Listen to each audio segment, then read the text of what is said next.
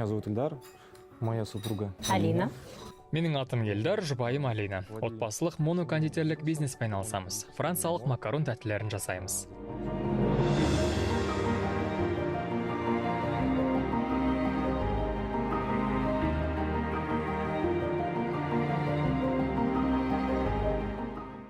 Ну, вообще, спрос хороший, но он... Өнімдеріміздің сұранысы қазір жап-жақсы. Бірақ бірден олай бола салмады. Бәрін 6 жыл бұрын бастағанда жұрт арасында макарондарға деген махаббат анау айтқандай керемет бола қоймады. Себебі кондитерлік бағыттағы кәсіпкерлердің көпшілігі құрамында болу керек міндетті ингредиенттерді арзанқол өнімдермен алмастырып жіберді. Соның кесірінен сапасы да абыройы да түсіп қалды. Құрғақ, дәмсіз әрі қымбат печеньелер деп ойлап жүрді. Қиын болса да жылдар өтіп осы таптаурындарды бұза алдық.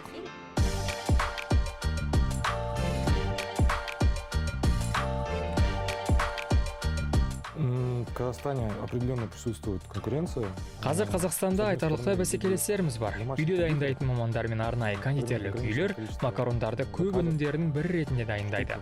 Ал біз Қазақстан бойынша тек осы тәттілерге бағытталған жалғыз әрі бірінші кәсіпорынбыз. Сапасы жоғары макаронның 30 түрін шығарамыз.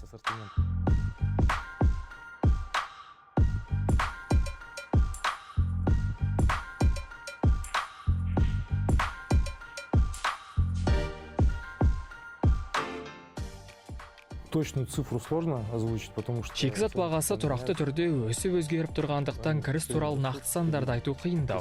Процентті өлшеммен алып қарасақ, бір тал макаронның бастапқы бағасына 50% қосамыз.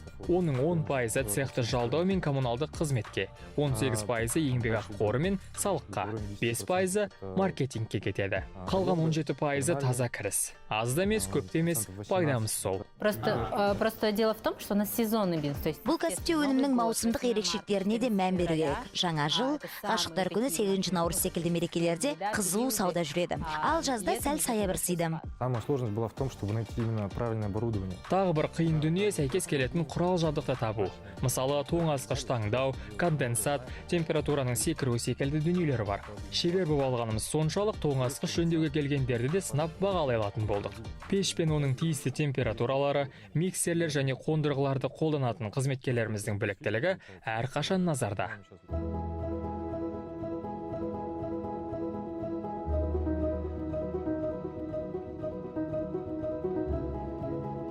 В самом начале будет сложно, вы считаете только в пути. Жанұя болып кәсіп ашқысы келетіндерге кеңесіміз алғашында бәрі түсініксіз болуы мүмкін. Сол кезде біреуіңіз бір мәселеге жауапты болсаңыз, екіншіңіз басқа міндетті мойныңызға аласыз.